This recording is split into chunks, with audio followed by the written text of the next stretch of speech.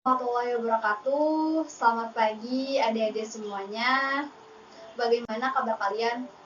Alhamdulillah baik ya. Sebelumnya Ibu akan memperkenalkan diri terlebih dahulu ya. Perkenalkan, nama Ibu Novi Andriani. Ibu di sini adalah selaku guru bimbingan konseling. Wah, pasti di sini banyak sekali dari adik-adik yang bertanya, mau ngapain sih guru BK ke sini? Nah, Ibu di sini tidak akan mencari atau membawa siswa yang sedang bermasalah ya, kan, tetapi di sini Ibu akan memberikan suatu layanan. Layanan apakah itu? Yaitu Ibu akan memberikan layanan mengenai layanan informasi. Nah, akan tetapi sebelum lanjut, Ibu akan membimbing kalian dulu ya untuk berdoa agar aktivitas pada pagi hari ini bisa berjalan dengan lancar. Berdoa menurut agama dan kepercayaan masing-masing. Berdoa dimulai. Berdoa selesai. Sebelum lanjut, Ibu akan memberikan aturan dulu ya, aturan pada kegiatan ini. Yang pertama, kalian boleh bertanya kepada Ibu, akan tetapi pertanyaannya itu setelah Ibu melakukan sesi tanya jawab. Yang kedua, jika kalian ingin ke toilet dulu ya, agar tidak mengganggu aktivitas pada pagi hari ini. Yang ketiga, Ibu mohon untuk kegiatan ini berjalan dengan baik, kondusif, dan tidak ada yang ngobrol ya. Karena nanti jika ada momen bercanda, kita akan bercanda, dan momen kita ketika harus serius ya serius ya adik-adik. Mohon pengertiannya untuk adik-adik semua agar kegiatan ini juga bisa berjalan dengan lancar ya. Baik, apa bisa dipengerti? Baik ya, alhamdulillah kalian bisa memahami dan mengerti. Semoga kegiatan ini bisa berjalan dengan lancar. Tapi Ibu akan memberitahu dulu ya pengertian dari apa itu layanan informasi. Dari adik-adik di sini ada yang tahu nggak layanan informasi itu apa? Baik, jika tidak ada, Ibu akan memberikan pengertian mengenai layanan informasi ya. Layanan informasi adalah suatu kegiatan memberikan pemahaman kepada individu yang berkepentingan tentang berbagai hal yang diperlukan untuk menjalani suatu tujuan atau kegiatan, atau untuk menentukan suatu tujuan atau rencana yang dikehendakinya. Nah, dengan demikian, layanan informasi itu pertama-tama merupakan perwujudan dari isi pemahaman dalam bimbingan dan konseling. Baik, bisa dipahami ya apa itu informasi. Nah, kemudian sebelum lebih lanjut ke materi, Ibu akan memberikan suatu ilustrasi mengenai materi yang akan Ibu sampaikan. Materi yang akan Ibu sampaikan itu mengenai perencanaan karir ya. Begini ilustrasinya. Ada mahasiswa A dan mahasiswa B. Dia telah lulus di salah satu universitas. Dia itu bersahabat ya. Kemudian dia melamar kerja dan akhirnya dia berhasil mendapat pekerjaan, dan pekerjaannya pun ditempatkan yang sama, di perusahaan yang sama. Nah, jabatannya pun lumayan tinggi ya antara si A dan si B. Nah, jadi perbedaan antara si A dan si B itu mengenai gaya hidup. Si A, dia lebih mementingkan semua keinginannya itu, sedangkan si B lebih mementingkan apa yang dia butuhkan, bukan apa yang dia inginkan. Nah, kemudian si A dan si B, si A itu dia mempunyai apartemen sewaan dan dia juga memiliki mobil yang baru, bagus pula. Nah, sedangkan si B dia hanya tinggal di kos-kosan dan juga dia hanya memiliki mobil bekas. Kemudian antara si A dan si B, si A itu masih tinggal di apartemen sewaannya, sedangkan si B dia telah memiliki rumah sendiri, hasil dari apa yang telah ia investasikan selama ia bekerja di perusahaan itu. Nah, si A dan si B kemudian bertemu di salah satu acara. Si A terlihat sangat berbeda dengan si B. Yang si B itu dia terlihat lebih keren gitu, karena dia masa depannya itu sudah terencana karena dia berhasil merencanakan karirnya itu. Sedangkan si A dia masih memikirkan, dia saja masih memikirkan untuk membeli rumah gitu. Sedangkan si B dia itu udah mempunyai investasi, masa pensiun yang bagus, dan juga tunjangan anak pun sudah terpenuhi begitu. Nah, untuk lebih lanjutnya, Ibu akan memberikan suatu ilustrasi mengenai PowerPoint. Ini adalah cerita tentang perjalanan hidup dua sahabat, Andri dan Firman. Andri dan Firman baru saja lulus kuliah dan mereka langsung mendapatkan pekerjaan di sebuah perusahaan. Andri dan Firman sama-sama bekerja keras dan mereka menempati jabatan yang cukup penting serta mereka mendapat gaji yang cukup besar pula. Perbedaan Andri dan Firman adalah gaya hidup mereka. Andri adalah orang yang selalu mengikuti tren gaya hidup kekinian, sedangkan Firman adalah sosok berpenampilan sederhana dan selalu membeli sesuatu sesuai dengan kebutuhan dan fungsinya. Andri tinggal di sebuah apartemen sewaan dan baru saja membeli mobil baru, sedangkan Firman masih bertahan dengan mobil bekas dan tinggal di rumah kos. Meskipun penghasilan Andri dan Firman hampir sama, tetapi pengeluaran Andri jauh lebih banyak daripada Firman. Gaya hidup Andri yang konsumtif berbanding terbalik dengan karakter Firman yang bijak dalam mengatur keuangannya. Pada usia 35 tahun, mereka berdua telah berkeluarga. Andri masih tetap tinggal di apartemen sewaannya, sedangkan Firman pindah ke rumah yang baru saja dibelinya. Ternyata, sejak menerima gaji pertama, Firman telah menginvestasikan uangnya untuk rencana membeli rumah tersebut. Andri baru mulai berpikir untuk membeli rumah setelah mempunyai anak. Tanpa disadarinya, beban keuangan semakin besar.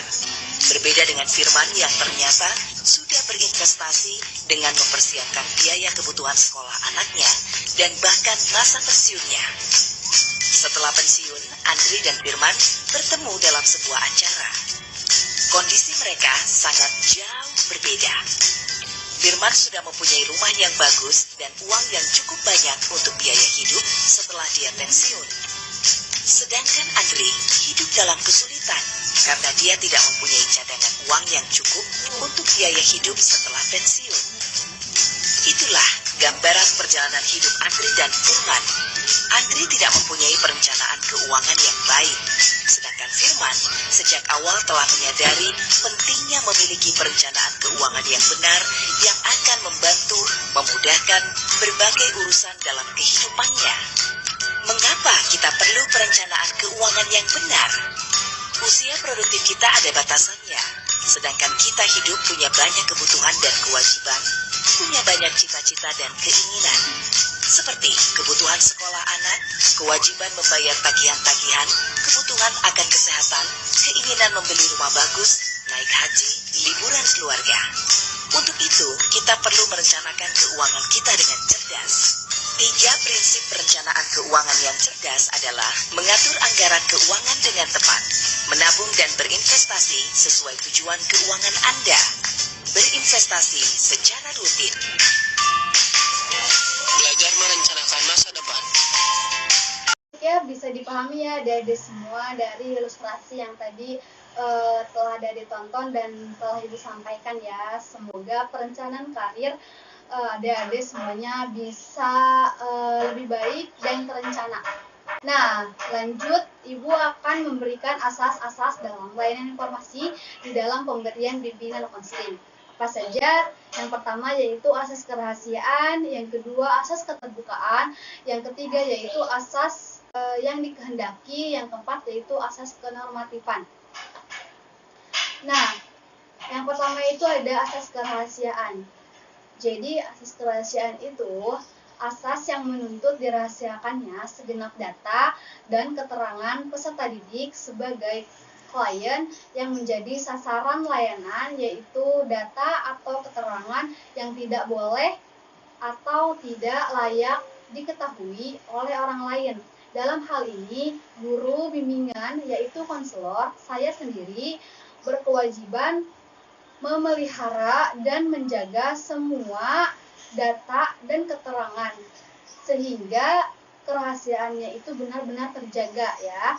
Jadi adik-adik semuanya percaya karena guru bimbingan konseling itu mempunyai asas kerahasiaan. Jadi jika adik-adik memiliki rahasia atau data itu ibu tidak akan menyebarluaskannya. Yang tahu itu antara saya dan adik-adik semua, antara saya dan klien saya ya. Baik. Yang kedua yaitu asas keterbukaan, yaitu asas yang menghendaki agar peserta didik atau klien yang menjadi sasaran layanan atau kegiatan itu bisa bersikap terbuka ya, dan tidak berpura-pura dalam memberikan keterangan dirinya sendiri maupun dalam menerima berbagai informasi dan materi dari luar yang berguna bagi dirinya. Jadi dalam asas keterbukaan ini kalian harus benar-benar terbuka, apa yang kalian rasakan, apa yang kalian ingin ungkapkan itu tuh kalian harus benar-benar disampaikan, jangan ada yang berpura-pura. Begitu. Yang ketiga yaitu asas yang dikehendaki agar peserta didik selaku klien yang menjadi sasaran layanan dapat berpartisipasi aktif dalam menyelenggarakan kegiatan bimbingan konseling. Nah, jadi itu yang bertanya itu harus ada yang bertanya dan menjawab, biar kegiatan ini juga bisa berjalan dengan baik.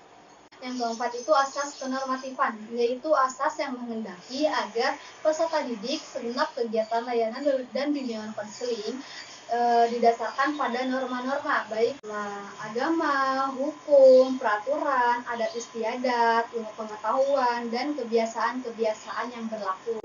Begitu, baik. Apakah bisa dipahami? Alhamdulillah ya, terima kasih. Nah, kemudian Ibu akan memberikan mengenai perencanaan karir tuh. Nah, nanti Ibu akan membuka PPT-nya, tolong disimak ya. Mari kita simak materi mengenai perencanaan karir. Ibu harap adik-adik bisa menyimaknya ya, dan adik-adik jika ingin bertanya silahkan, akan tetapi nanti di sesi tanya jawab ya. Baik. Kita lihat dulu ya PPT-nya ya. Yang pengertian perencanaan karir. Perencanaan karir atau career planning adalah suatu proses di mana individu dapat mengidentifikasi dan mengambil langkah-langkah untuk mencapai tujuan-tujuan karirnya. Perencanaan karir melibatkan pengidentifikasian tujuan-tujuan yang berkaitan dengan karir dan penyusunan rencana untuk mencapai tujuan tersebut.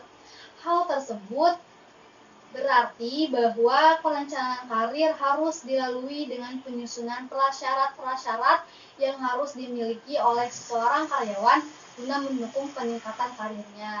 Kemudian ada aspek perencanaan karir.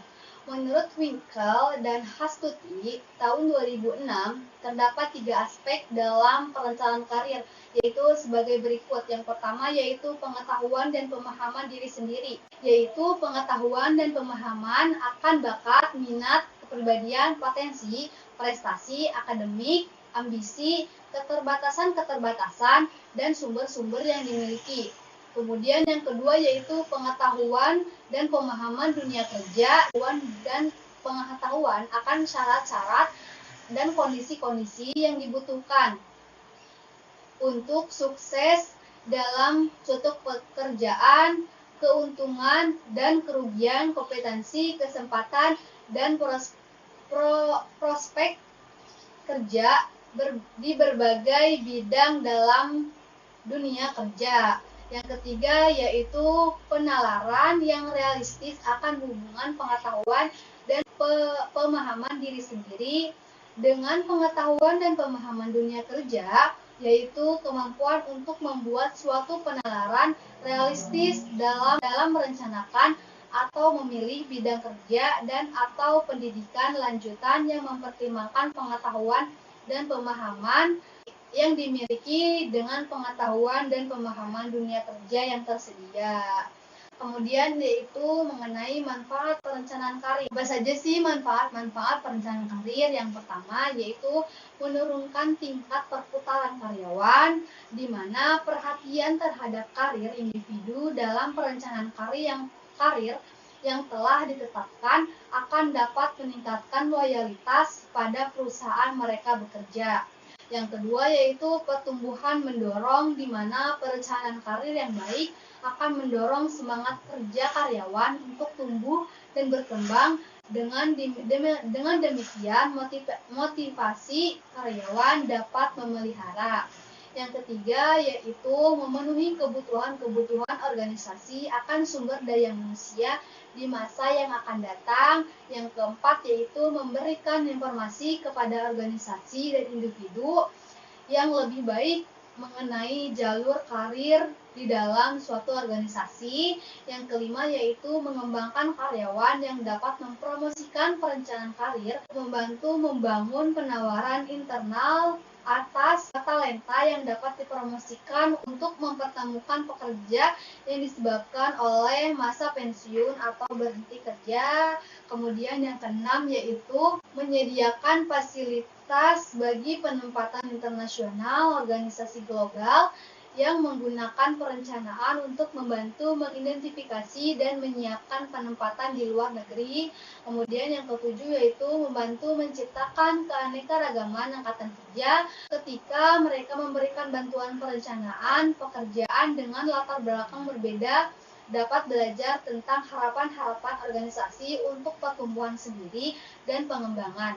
Kemudian yaitu yang kedelapan membuka jalan bagi karyawan yang potensial, memberikan keberanian kepada karyawan untuk melangkah maju karena mereka mempunyai tujuan yang spesifik, tidak hanya mempersiapkan pekerjaan untuk pekerjaan di masa depan.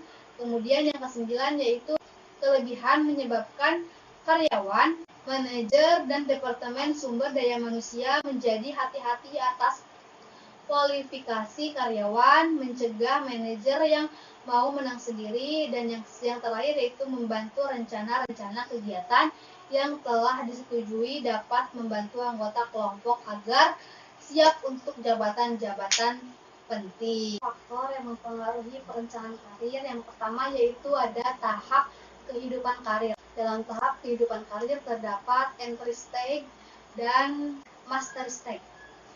Entry stage yaitu tahap mulai memasuki organisasi. Pada tahap ini individu akan bertanya apakah keahliannya diterapkan di sini, bagaimana pekerjaannya, dan apakah dia dapat berkembang dan mencapai tujuan karir sesuai dengan minat, keterampilan, dan pengetahuan yang dimilikinya. Yang kedua yaitu ada master stage, adalah tahap di mana seseorang meningkatkan jabatan baru yang lebih tinggi atau lebih menarik karena pengalaman dan juga keahlian yang dia miliki. Yang kedua yaitu ada dasar karir.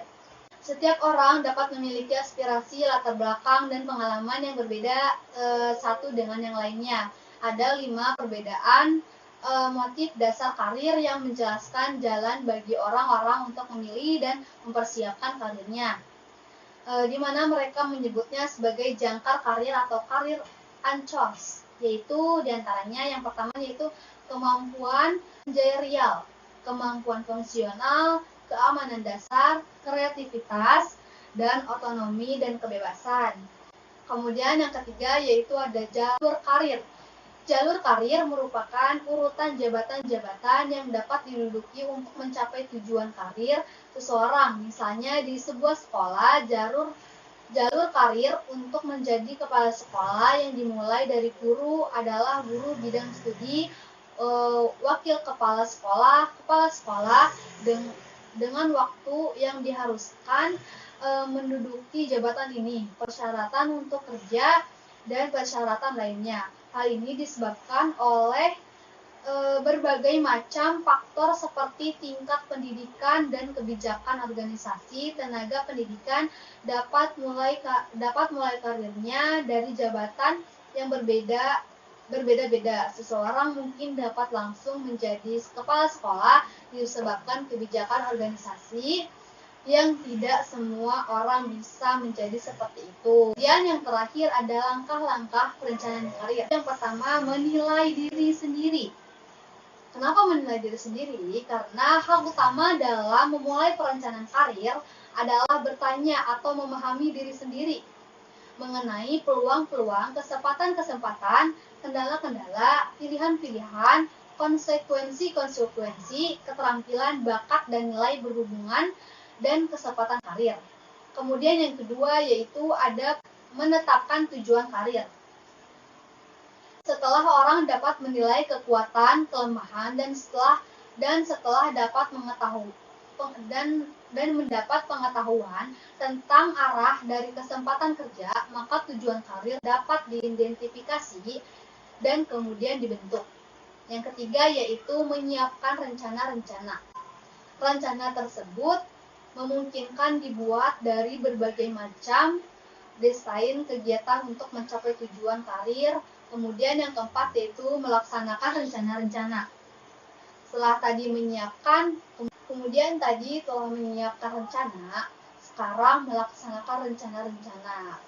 Untuk mengimplementasikan suatu rencana, kebanyakan diperlukan iklim organisasi yang mendukung. Artinya bahwa manajemen tingkat atas harus mengajak semua tingkatan dari manajemen bawahan mereka dalam meningkatkan karir mereka. Begitu ya. Baik. Sekarang Ibu akan melakukan sesi tanya jawab. Jika kalian ada yang mau ditanyakan, silahkan acungkan tangannya ya. Apakah ada yang mau bertanya?